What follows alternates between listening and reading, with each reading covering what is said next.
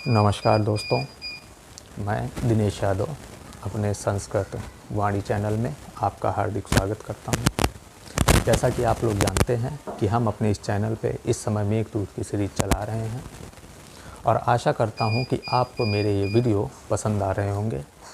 चलिए आइए शुरू करते हैं मेघदूत के पूर्व मेघ का श्लोक नंबर 3। तस्य स्थित्वा कथमपि पुरः कौतुकाधान हेतु तस्य स्थित्वा कथमपि पुरः कौतुकाधान हेतु अंतर्वाष्प चिरम अनुचरो राजराजस्य दध्यो। तस्य स्थित्वा कथमपि पुरः कौतुकाधान हेतु अंतर्वाष्प चिरम अनुचरो राजराजस्य दध्यो। मेघालोके भवति सुखिनो अपि अन्यथा वृत्तिचेतः। मेघालोके भवति सुखिनो अपि अन्यथा वृत्तिचेतः। कंठाश्लेष प्रणयिनी जने किं पुनः दूर संस्थे। तस्य स्थित्वा कथमपि पुरः कौतुकाधान हेतु अंतर्वाष्प चिरम अनुचरो राजराजस्य दध्यो। मेघालोके भवति सुखिनो अपि अन्यथा वृत्तिचेतः। कंठाश्लेष प्रणयिनी जने किं पुनर्दूर संस्थे। अब इसका अर्थ देख लीजिए। इसका अर्थ दूसरी लाइन से शुरू होगा। अंतर्वाष्प चिरम अनुचरो राजराजस्य दध्यो। राजराजस्य, राजराजस्य का अर्थ यहाँ पर कुबेर से लिया गया है। राजराजस्य कुबेर। राजराजस्य अनुचरो, वहाँ पर पहले श्लोक में देखा था ना, भर्तु शब्द का प्रयोग हुआ था। भर्तु षष्ठी के एक वचन में भर्त धातु, तो भर्तु वहाँ पर पहले श्लोक में भर्तु शब्द का प्रयोग हुआ था, स्वामी। यहाँ पर क्या हुआ है, तीसरे श्लोक में कुबेर को राजराजस्य कहा गया है। राजराजस्य शब्द से संबोधित किया गया। तो राजराजस्य कुबेरस्य, कुबेर का क्या, अनुचरः, अनुचर। राजराजस्य अनुचरो, कुबेर का अनुचर। और कैसा अनुचर, अंतर्वाष्प। यहाँ पर प्रयोग है ना, अंतर्वाष्प चिरम अनुचरो। अंतर्वाष्प चिरम अनुचरो, अंतर्वाष्पः चिरम। यहाँ पर क्या है, अंतर्वाष्पः विसर्ग है और चिरम आया है, च आया है, यानी खर प्रत्याहार आया है। विसर्ग के बाद अंतर्वाष्पः, विसर्ग के बाद खर प्रत्याहार का वर्ड आया है, चिरः। इसीलिए क्या हुआ, विसर्ग का क्या हो गया है, स हो गया है। तो कौन सी संधि हो जाएगी, विसर्ग संधि। विसर्जनीयस स, यहाँ पर हो जाएगी कौन सी, विसर्ग संधि। अंतर्वाष्पः चिरम अनुचरो राजराजस्य दध्यो। राजराजस्य, राजराज का अनुचर कैसा है, अंतर्वाष्प है, यानी अपने आंसुओं को क्या अंदर ही रोके हुए है। रोना चाह रहा लेकिन आंसुओं को बाहर नहीं निकाल पा रहा, अंदर ही अंदर रो रहा है, अंदर ही अंदर घुट रहा है। और जब ऐसी स्थिति आती है तभी दूसरे श्लोक में कालिदास ने कहा था, कनकवलयस्य कनकवलयः भ्रंश रिक्त प्रकोष्ठः। कनकस्य वलयः भ्रंश रिक्त प्रकोष्ठः।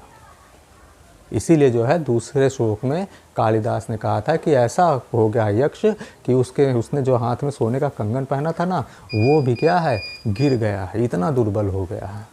अंतर्वाष्प, यहाँ पर अंतर्वाष्प शब्द का प्रयोग किया। अपने आंसुओं को क्या यक्ष अंदर ही रोके हुए है, रो रहा है, लेकिन क्या, मन ही मन में रो रहा है। राजराजस्य अनुचरो, राजराज का अनुचर। कुबेरस्य अनुचरो, कुबेर का अनुचर। कैसा अनुचर, अंतर्वाष्प, अपने को क्या, अपने आंसुओं को अंदर ही रोके हुए। कौतुकाधान हेतु, कौतुक आधान हेतु, कौतुकाधान दीर्घ संधि है। कौतुकाधान में कौतुक आधान, आ के बाद आ रहा है तो आ बड़ा हो गया है। कौतुकाधान हेतु, कौतुक आधान हेतु। कौतुक का अर्थ होता है उत्कंठा। कौतुक, उत्कंठा, जानने की इच्छा, कौतुक, उत्कंठा।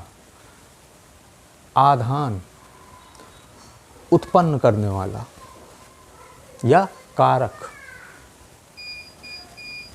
हेतु कारण, हेतु कारण जिसके कारण उत्कंठा उत्पन्न हो रही है। तो कौतुक उत्कंठा आधान उत्पन्न करने वाला, और हेतु कारण। कौतुकस्य आधान, कौतुकस्य आधान उत्कंठा को उत्पन्न करने वाला, का के की को, उत्कंठा को उत्पन्न करने वाला, कौतुकस्य आधान। षष्ठी तत्पुरुष है यहाँ पर, क्योंकि विभक्ति इसमें कौन सी है, षष्ठी लगी हुई है। कौतुकस्य आधान, उत्कंठा का कारण, उत्कंठा को उत्पन्न करने वाला। हेतु, हेतु कौन, तस्य, तस्य तद धातु के षष्ठी के नपुंसक लिंग में एक वचन में बनता है तस्य। कौतुकाधान हेतु कह तस्य मेघ, यहाँ पर तस्य शब्द का प्रयोग किसके लिए किया गया है, मेघ के लिए। कौतुकाधान हेतु तस्य, यानी उत्कंठा को उत्पन्न करने वाला हेतु कौन, तस्य मेघ। मेघ पुरः सामने, पुरः सामने, कथमपि किसी प्रकार से, स्थित्वा खड़े होकर, इक्त्वा प्रत्यय, स्थित्वा खड़े होकर, किसी प्रकार से, मतलब इतना दुर्बल हो गया है कि वो उससे खड़ा भी नहीं हो पा रहा है कि ठीक प्रकार से एक बार में खड़ा हो जाए, इतना दुर्बल हो गया है। कालिदास यहाँ पर यक्ष की क्या शारीरिक दशा और मनोदशा दोनों को दर्शा रहे हैं कि किसी प्रकार, कथमपि, इसीलिए शब्द का कथमति शब्द का प्रयोग किया गया, नहीं पूरा स्थित्व भी कह सकते थे कि सामने खड़े होकर, लेकिन उससे वो मज़ा नहीं आती। यहाँ पर कथमति शब्द का प्रयोग कर दिया है, तो इससे पता चल रहा है कि यक्ष कितना अंदर से दुर्बल हो चुका है, उसकी आंतरिक शक्ति कितनी समाप्त हो चुकी है, उसकी क्या मनोदशा है, क्या शारीरिक दशा है। कथमपि किसी प्रकार से, स्थित्वा खड़े होकर, किसके, तस्य पुरः मेघ के सामने, तस्य पुरः उसके सामने, किसी प्रकार से खड़े होकर। चिरम दध्यो, चिरम क्या, दीर्घ समय तक, चिरम दीर्घ काल तक, दध्यो सोचता रहा। ध्य धातु लिट लकार प्रथम पुरुष के एक वचन में बनता है दध्यो। चिरम दध्यो, दीर्घ समय तक, चिरकाल तक, काफ़ी देर तक, यहाँ पर प्रयोग करें कि काफ़ी देर तक, चिरम दध्यो सोचता रहा। मेघ को देखकर है सोच रहा है, मेघ को देखकर, और मेघ के सामने क्या है, खड़ा हो गया है। राज राजस्य अनुचरो, राज का अनुचर, कुबेर का अनुचर, अंतर्वाष्प, आंसुओं को अंदर ही रोके हुए, आंसुओं को अंदर ही रोके हुए। कौतुका धान हेतु, कौतुका धान हेतु, उत्कंठा के उत्पन्न करने का कारण, उत्कंठा को उत्पन्न करने के कारण। तस्य मेघम, मेघ को, कौन है उत्कंठा को उत्पन्न कर रहा है, मेघ उत्पन्न कर रहा है। तो तस्य मेघ के, पूरा है सामने, कथमपि किसी प्रकार से, स्थित्वा खड़े होकर, चिरम दध्यो काफ़ी देर तक, चिरम काफ़ी देर तक, दध्यो सोचता रहा। यहाँ अनुचर हमें अप्रत्यय लगा हुआ है, अनु उपसर्ग है, चर धातु है, अप्रत्यय है। कौतुक में कुतुक धातु है और अण प्रत्यय है। कौतुकाधान हेतु, कौतुक में कुतुक धातु है, अण प्रत्यय है। आधान में ल्युट प्रत्यय है। आ उपसर्ग है, धा धातु है और ल्युट प्रत्यय है। ल्युट प्रत्यय से मिलकर के बना है क्या, आधान। अनुचर में आ प्रत्यय है, कौतुक में अण प्रत्यय है और आधान में क्या है, ल्युट प्रत्यय है। आ, धा और ल्युट।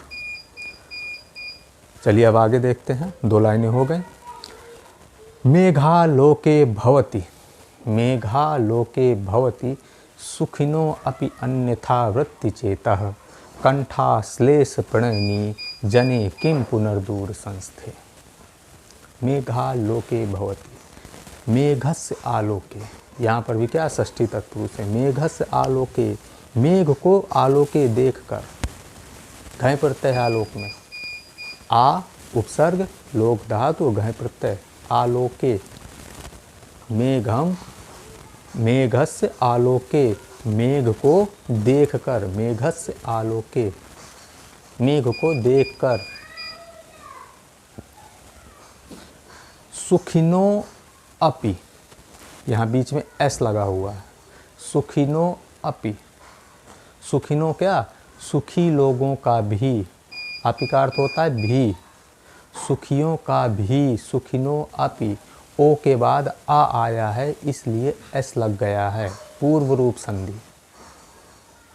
आ के बाद सुखिनो, ओ के बाद आ आया, सुखिनो, ना का ओ और प्लस अपि का आ, सुखिनो अपि। तो आ के, ओ के बाद अगर आ आता है तो क्या हो जाता है, आ के स्थान पर हम एस लगा देते हैं, ठीक, पूर्व रूप संधि। तो सुखिनो अपि, सुखियों का भी, चेतः मन, अन्यथा वृत्ति भवति, अन्यथा वृत्ति का हो जाता है, यानी प्रेममयी हो जाता है। सुखिनो अपि, सुखियों का भी, ऐसे सुखी कौन, जिनकी पत्नी, जो पति और पत्नी क्या है, साथ में है। तो जो पति और पत्नी साथ में हैं और जब मेघ आते हैं तो मेघ को देखकर, मेघालोके, मेघ को देखकर, सुखिनो अपि, जो सुखी हैं उनका भी, चेता मन, अन्यथा वृत्ति, प्रेममयी, भवति हो जाता है, हो जाता है। तो कंठाश्लेष प्रणयनी, कंठ आश्लेष, कंठाश्लेष, दीर्घ संधि, दीर्घ संधि, कंठ आश्लेष, कंठाश्लेष, कंठ गला, आश्लेष लगने के, मिलाने के, आश्लेष का क्या मतलब होता है, मिलाना, जोड़ना। तो कंठ आश्लेष, गले को जोड़ना, कंठस्य आश्लेष, ठीक है, षष्ठी तत्पुरुष, कंठस्य आश्लेष, कंठ को मिलाना। जो ऐसे लोग जो कंठ को मिलाना चाहते हैं, अर्थात गले मिलना चाहते हैं, गले मिलना चाहते, प्रणयनी, इच्छुक। कुछ लोग यहाँ पर प्रेमी शब्द का उपयोग करते हैं, लेकिन यहाँ पर प्रेमी नहीं, प्रणयनी, प्रणयनी, कंठ आश्लेष प्रणयनी, गले मिलने के इच्छुक। आश्लेष में क्या है, घई प्रत्यय है, आ उपसर्ग है, श्लेष धातु है और घई प्रत्यय है, आश्लेष, घई प्रत्यय। कंठ आश्लेष प्रणयनी, गले मिलने के इच्छुक। दूर संस्थे, दूर संस्थे, गले मिलने के इच्छुक तो हैं लेकिन क्या है, दूर दूर स्थित हैं, दूर संस्थे, बहुब्रीहि समास, दूर संस्थे, लेकिन कंठ गले मिलने के इच्छुक हैं लेकिन क्या है, ऐसे लोग, जने, ऐसे लोग दूर संस्थे, दूर स्थित हैं। तो किम पुनः, तो फिर क्या कहना, तो फिर उनकी मनोदशा का कुछ कहा ही नहीं जा सकता, उनके दर्द, उनके तकलीफ को महसूस ही नहीं किया जा सकता, उनको शब्दों से बयान नहीं किया जा सकता। कि मेघ को देखकर, मेघालोके, मेघ को देखकर, कंठाश्लेष प्रणयनी, गले मिलने के इच्छुक जने लोग दूर स्थित हैं, मिलना तो चाहते हैं लेकिन मिल नहीं पा रहे हैं, दूर दूर हैं। तो किम पुनः, तो क्या कहा जाए, तो फिर ऐसे दर्द को कुछ नहीं कहा जा सकता। दुसह, इसीलिए कहा गया है, कांता विरह गुरुणा, गुरुणा दुसह, फिर ऐसा दुख क्या हो जाता है, दुसह हो जाता है। तो मेघालोके सुखिनो अपि, मेघ को देखकर सुखियों का भी, चेतः मन, अन्यथा वृत्ति भवति, प्रेममयी हो जाता है। और कंठाश्लेष प्रणयनी, कंठ को आश्लेष करने के यानी गले मिलने के, प्रणयनी इच्छुक जने लोग दूर संस्थे, दूर स्थित हैं। तो किम पुनः, तो क्या कहा जाए, ये अर्थ है।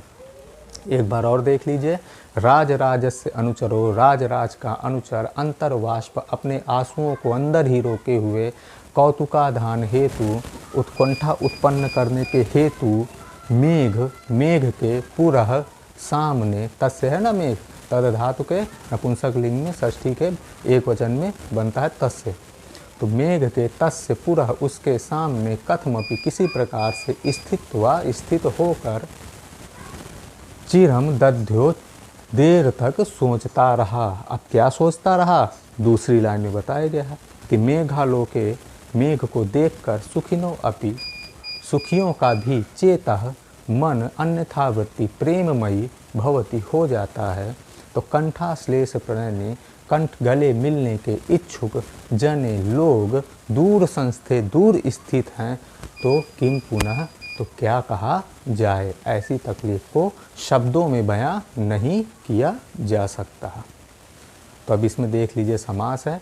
समास अन्यथा वृत्ति में आपके समास है, बहुब्रीहि समास है। अन्यथा वृत्ति में, दूर संस्थे में बहुब्रीहि समास है। अंतर्वाष्प में भी क्या है, बहुब्रीहि समास है। अनुचरः में अनु उपसर्ग है, चर धातु है, अ प्रत्यय है। कौतुक में कुतुक धातु है, अण प्रत्यय है। आधान में आ उपसर्ग है, धा धातु है, ल्युट प्रत्यय है। सुखिनः में सुख धातु है, इनि प्रत्यय है। आलोक आ उपसर्ग है, लोक धातु है, घई प्रत्यय है। आश्लेष आ उपसर्ग, श्लिष और घई प्रत्यय जुड़ा हुआ है। आश्लेष में घई प्रत्यय जुड़ा हुआ। संस्था सम स्था अंग, अंग प्रत्यय है संस्था में। सम उपसर्ग है, स्था धातु है और क्या, अंग प्रत्यय है। तो इस प्रकार से आपका मेघदूतम का तीसरा श्लोक समाप्त होता है। अगर आपको मेरा ये वीडियो पसंद आया हो तो इस वीडियो को लाइक कर दीजिएगा। अगर आप हमारे चैनल में नए हो तो इस चैनल को सब्सक्राइब कर दीजिएगा। धन्यवाद।